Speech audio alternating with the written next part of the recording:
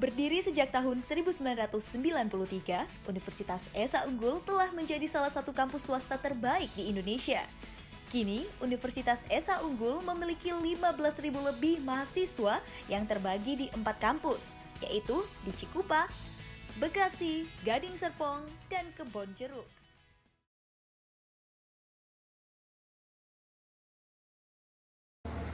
Assalamualaikum warahmatullahi wabarakatuh. Perkenalkan, nama saya Adisti Ananda Yusuf. Saya salah satu dosen pada program studi Desain Interior Fakultas Desain dan Industri Kreatif Universitas Esa Unggul. Perkenalkan saya untuk menjelaskan salah satu mata kuliah yang saya ampu, yaitu mata kuliah Desain Mebel Komersial. Mata kuliah Desain Mebel Komersial merupakan salah satu mata kuliah praktik yang mempelajari mengenai kebutuhan mebel pada lingkup ruang komersial. Didasarkan pada pengetahuan tentang perilaku manusia di dalam ruang, kebutuhan ruang, program ruang, ilmu ergonomi dan antropometri, perancangan interior yang didukung oleh pemahaman mengenai material, bahan, konstruksi, teknologi, dan juga estetika. Kemampuan yang diharapkan oleh mahasiswa di dalam perkuliahan ini adalah: yang pertama, mahasiswa mampu menjelaskan mengenai pengertian dan fungsi dari mebel komersial. Mahasiswa mampu menerapkan teori desain mebel yang akan digunakan pada perancangan mebel komersial. Mahasiswa mampu menganalisis kebutuhan dan standar ukuran yang akan digunakan pada perancangan mebel komersial. Mahasiswa mampu membuat konsep perancangan mebel komersial, dan mahasiswa mampu membuat rancangan mebel sederhana hingga prototipe pembuatan. Sistem pembelajaran menggunakan contextual learning untuk teori, kemudian role play simulation di dalam pembuatan konsep perancangan, hingga project based learning pada pembuatan perancangan prototipe hingga akhir. Interaksi yang dilakukan selama perkuliahan, ada asistensi yang dilakukan selama perkuliahan, mulai dari asistensi konsep perancangan, sketsa ide, kemudian gambar kerja, gambar presentasi, hingga pada pembuatan prototipe kursi yang dibuat untuk mebel komersial. Sistem penilaian untuk indikator dan bobot penilaian: 40% tugas utama mandiri berupa perancangan kursi mebel komersial, 20% ujian tengah semester berupa konsep perancangan, 30% ujian akhir semester berupa prototipe kursi, 10% keaktifan mahasiswa selama di kelas. Kehadiran mahasiswa dalam tatap muka kelas per minggunya menjadi dasar penilaian keaktifan di dalam perkuliahan. Video ini dibuat untuk memenuhi salah satu persyaratan sertifikasi dosen di dalam bidang pengajaran. Demikian informasi yang saya berikan. Semoga dapat menjadi gambaran mengenai kinerja pengajaran yang saya lakukan pada program studi Desain Interior Fakultas Desain dan Industri Kreatif Universitas Esa Unggul. Berikut cuplikan proses pembelajaran secara tatap muka pada ruang kelas. Salam Merdeka Belajar, Kampus Merdeka. Selamat pagi, Assalamualaikum warahmatullahi wabarakatuh. Waalaikumsalam warahmatullahi wabarakatuh. Kita masuk lagi ke sesi 2 pada pertemuan di mata kuliah Desain Mebel Komersial. Masih ada yang ingat dengan sesi pertama kemarin kita sudah membahas mengenai ada briefing mengenai tugas-tugas yang akan kita kerjakan selama 1 semester ke depan, kemudian material apa yang akan kita gunakan dan lain sebagainya. Sebelum memulai perkuliahan, seperti biasa dengan saya Adisti Ananda Yusuf, merupakan salah satu dosen koordinator pada mata kuliah Desain Mebel Komersial. Ini topik kita selama 1 semester ke depan. Di sesi pertama kita akan yang kemarin kita sudah membahas mengenai pengantar desain mebel komersial. Kemudian sesi kedua itu hari ini kita akan membahas mengenai jenis-jenis fasilitas duduk. Di minggu ketiga kita masuk ke material jenis rotan, eksplorasi bentuk lanjutan, kemudian kita masuk ke ujian tengah semester. Setelah itu, setelah ujian tanah selesai, kita masuk ke sesi 8. Di sini ada konsep desain pada fasilitas duduk, kemudian kita brainstorming mengenai sketsa yang telah kalian buat, pengembangan sketsa ide, masuk ke model 3 dimensi, kemudian pengerjaan gambar kerja, prototype, pengembangan hingga ujian akhir semester kita berupa sebuah pameran produk akhir dari desain kursi kalian masing-masing. Saya jabarkan dulu mengenai mata kuliah desain mebel komersial ini merupakan mata kuliah praktik yang mempelajari mengenai apa sih kebutuhan mebel di dalam lingkup ruang komersial. Ini didasarkan pada pengetahuan mengenai tingkah laku perilaku manusia di dalam ruang, kebutuhan ruang, kemudian program ruang, komposisi ruang, ada ilmu ergonomi dan antropometri, pengetahuan perancangan interior yang didukung oleh pemahaman mengenai material baru, material interior, material baik itu alam maupun buatan, konstruksi dan juga estetika. Tujuan pembelajarannya ini untuk kalian diharapkan untuk mampu menjelaskan mengenai pengertian dan jenis fasilitas duduk secara jelas dan juga tepat. Yang kedua, mampu menganalisis kebutuhan dari fungsi dan juga fasilitas duduk. Capaian pembelajarannya, yang pertama, mahasiswa mampu menjelaskan pengertian dan jenis dari mebel komersial itu sendiri. Yang kedua, mahasiswa mampu menerapkan teori mebel komersial yang nantinya akan digunakan di dalam rancangan mebel kalian masing-masing. Kalian pasti udah sering nih setiap hari itu bersinggungan dengan yang namanya fasilitas duduk, karena kalian pasti setiap hari itu melakukan aktivitas duduk, benar nggak? Nggak mungkin kalian di dalam satu hari itu sama sekali nggak duduk. Kalian pasti duduk entah itu di kursi ataupun bukan di kursi. Nah, di sini saya punya dua buah gambar. Kalian ada yang tahu nggak apa sih perbedaan antara gambar yang sebelah kanan dan juga gambar sebelah kiri? Kira-kira ada yang bisa menjelaskan? Boleh tunjuk tangan yang mau menjawab. Cordelia boleh? Ini Bu, kalau di kursi tuh kaki kita langsung nyentuh ke lantai. Kalau itu kan batu kan agak lebih tinggi Bu. Terus ada yang pendek, ada yang tinggi, jadi kayak kakinya tuh kayak nggak nyaman juga gitu loh buat nyentuh ke lantainya. Kenyamanan posisi duduk mungkin ya. Posisi duduk itu nanti akan berpengaruh dengan kenyamanan, itu udah pasti. Kalau yang bersinggungan dengan dunia desain kira-kira apa? Kenyamanan itu pasti salah satunya. Ada lagi nggak? Kira-kira apa ya? Kalau ini kan sebuah batu, tapi dia juga tetap bisa didudukin kan? Kalian pasti sering lah duduk di batu atau di trotoar atau di pinggir jalan seperti itu. Batu bisa diduduki, kursi pun bisa diduduki. Tapi keduanya, yang pertama mempengaruhi yang tadi udah dikasih tahu, kenyamanan itu sangat ngaruh kalau di kita. Kemudian desainnya, bagaimana sih dia ini?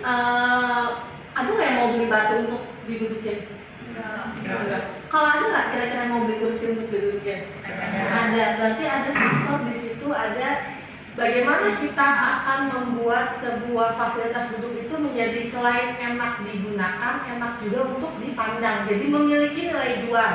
Seperti itu ya. Jadi sama-sama bisa dipakai duduk, tapi perbedaannya satu memiliki nilai jual, yang satu belum memiliki nilai jual. Meskipun mungkin ada yang menjual entah itu hanya bongkahan kayu untuk, karena dia ini di dalamnya ada interaksi baik secara fisikal, psikologi dan juga simbolik. Jadi ada nilai-nilai yang terkandung di dalamnya.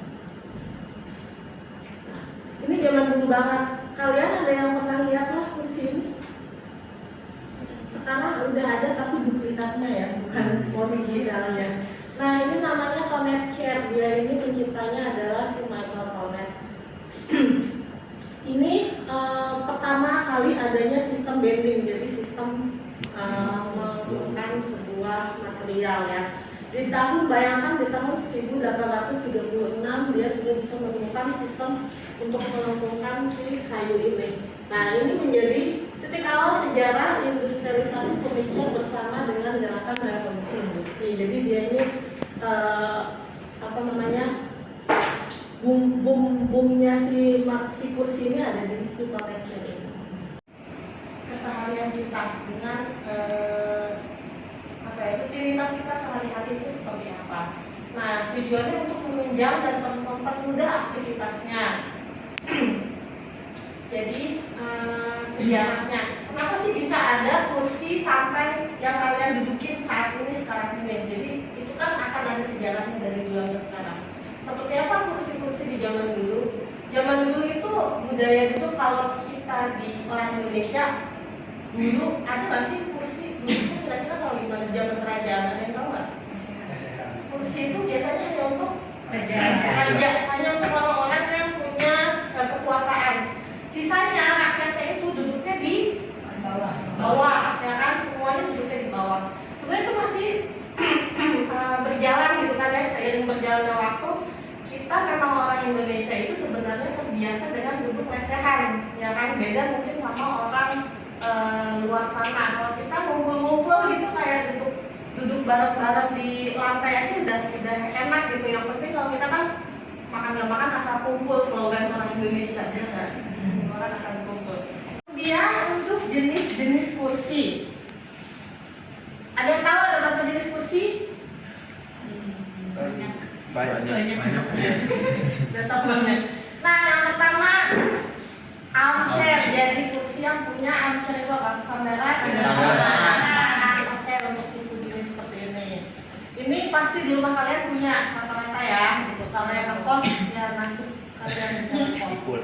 Nah, kemudian ada namanya lounge chair. Ini lebih untuk santai. Entah itu baik di ruang direktur ataupun di lobi, itu biasanya ada, atau di lobi hotel, di kantor dan lain sebagainya. Ada bar stool. Udah tahu bar stool ya, dia posisinya lebih tinggi dibanding kursi biasanya. Ini biasanya kenapa namanya bar stool? Karena biasa digunakan pada meja bar. Kemudian ada dining chair atau kursi makan. Posisinya pasti lebih tegak karena kita lagi makan ya. Lagi makan jadi posisinya lebih tegak, bukan untuk yang terlalu menyandar.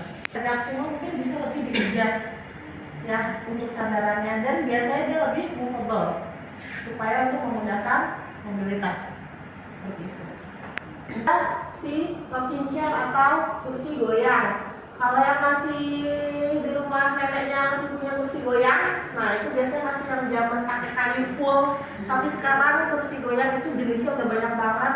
Entah itu ada yang digantung, ya kan, yang kayak ayunan seperti itu, yang biasanya material rotan, atau memang yang modelnya lebih dimodernisasikan seperti ini.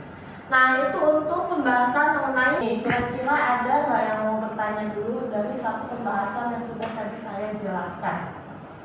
Ada yang mau bertanya? Oke, buat Delia. Ini pertanyaan saya tuh kan tadi kursi makan itu tegak. Terus tadi di gambarnya nggak ada senderan tangan. Tapi ada beberapa kursi makan yang ada senderan tangannya. Oke. Nah, maksudnya menurut gimana sih sebenarnya kayak yang seharusnya gitu si kursi makan itu. Jadi sebenarnya kembali lagi ke kebutuhan penggunanya. Kadang gini, ada orang yang makan memang lebih suka ada yang makannya di sini. Biasanya kalau di dalam satu meja makan ya, satu set meja makan itu kan biasanya misalnya ada kursi gitu. Nah biasanya ada 2 kursi yang memang dia nanti menggunakan si sandaran tangan. Jadi untuk seperti apa ya? Jadi itu tuh kayak lebih untuk pembeda. Nah jadi karena kalau di satu keluarga nih ada ayah ibu, berarti dia akan yang pakai itu. Sisanya yang biasa, atau itu untuk pemilik rumah, untuk tamunya yang biasa, yang seperti tidak ada dana. Tapi balik lagi ke penggunanya, itu untuk siapa? Apakah orang itu biasanya kan kalau kita beli kursinya tuh nanti ada pilih boleh yang ini atau mau yang setnya ini. Nah itu kita memberikan keleluasaan kepada si customernya, kepada penggunanya. Makanya kalau bedanya kita sebagai desainer itu kan kita memberikan apa sih yang dibutuhkan sama klien kalian itu apa. Jadi jangan sampai maunya kita nggak bisa. Kita desainer itu maunya klien, tapi kita di situ bisa memberikan pemahaman. Oh baiknya seperti ini, baiknya seperti dari atas ilmu yang kita punya. Seperti itu. Kalau misalnya untuk fungsi spesifiknya kursi goyang tuh pada zaman dulu tuh apa sih fungsi spesifiknya gitu?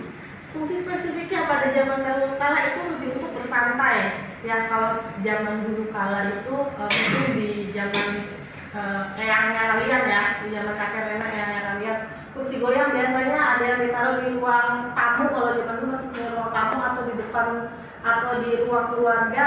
Nah itu sampai ketiduran biasanya di situ orang tua itu.